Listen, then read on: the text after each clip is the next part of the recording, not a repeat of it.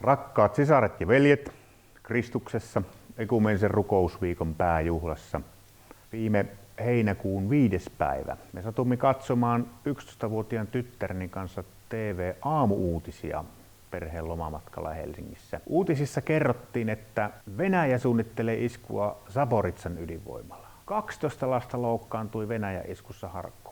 12 ihmistä on kuollut Israelin ja palestiinalaisten välisissä väkivaltaisuuksissa länsirannalla. Valko-Venäjän ihmisoikeustilanne on katastrofaalinen. Muistan, kuinka 11-vuotias tytär huokasi hiljaa. Tulispa joskus uutinen, että nyt on kaikki hyvin. Viimeisen vuoden uutisotsikot on kertonut, että maailmassa kaikki ei ole hyvin. Ja kesän jälkeen tilanne on oikeastaan vain pahentunut. Kun raskaat uutisotsikot rasittavat mieltä, niin herää kysymys, että miten jaksan ja jaksamme eteenpäin. Mistä kestävä toivo tulevaisuuteen? Huonojen uutisten keskellä kristityillä meillä on 3 etua. Ensiksi meille ikävät uutiset ei tule yllätyksenä.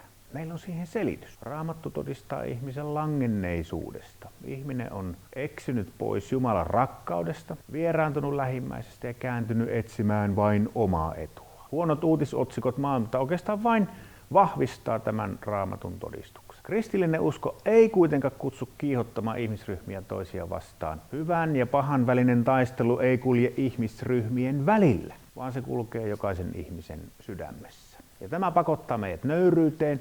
Jokainen meistä tarvitsee Jumalan armoa ja apua kääntyäkseen pois välinpitämättömyydestä uskoon ja itsekkyydestä lähimmäisen rakkauteen, epätoivosta toivoon ja iloon. Toiseksi kristillinen usko haastaa huonot uutiset. Se muistuttaa, että joo, paha on totta, mutta myös hyvä on totta. Jumala on luonut maailman hyväksi ja ihmisen omaksi kuvaksi. Hänellä on hyvä tahto meitä kohtaan. Hänen ajatuksensa ei ole tuhon, vaan rauhan ajatuksia. Minä annan teille tulevaisuuden ja toivon. Joulun sanoma kertoo, että vaikka ihminen lankesi, Jumala on kärsivällinen. Hän etsii meitä. Hän syntyy ihmiseksi. Hän tulee meitä lähelle ja itse toteuttaa pelastuksen. Kolmanneksi kristillinen usko on vastalääke huonoille uutisille. Se on vastavoima väkivallalle ja välinpitämättömyydelle. Jumala on antanut kristityille tehtävän julistaa hyvää sanomaa Jumalan armosta ja hyvästä tahdosta meitä ihmisiä kohtaan.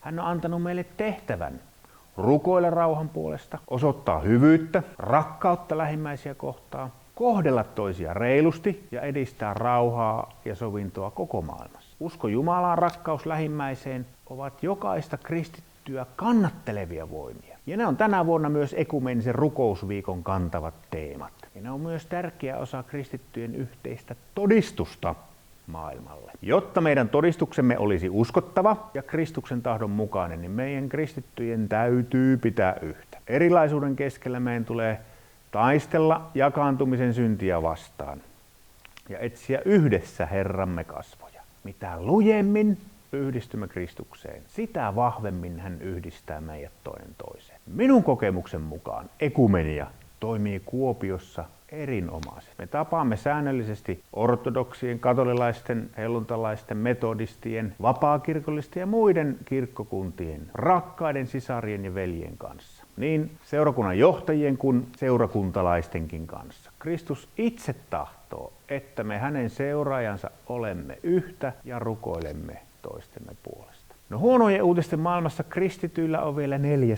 etu. Jumala on luonut, että elämä ei paatu kuolemaan. Tämän elämän perästä hän tarjoaa meille jokaiselle iankaikkista pelastusta luonaan taivasten valtakunnassa. Siellä hän pyyhkii kaikki kyyneleet. Siellä me istumme samassa juhlapöydässä. Tulispa joskus uutinen, että nyt on kaikki hyvin.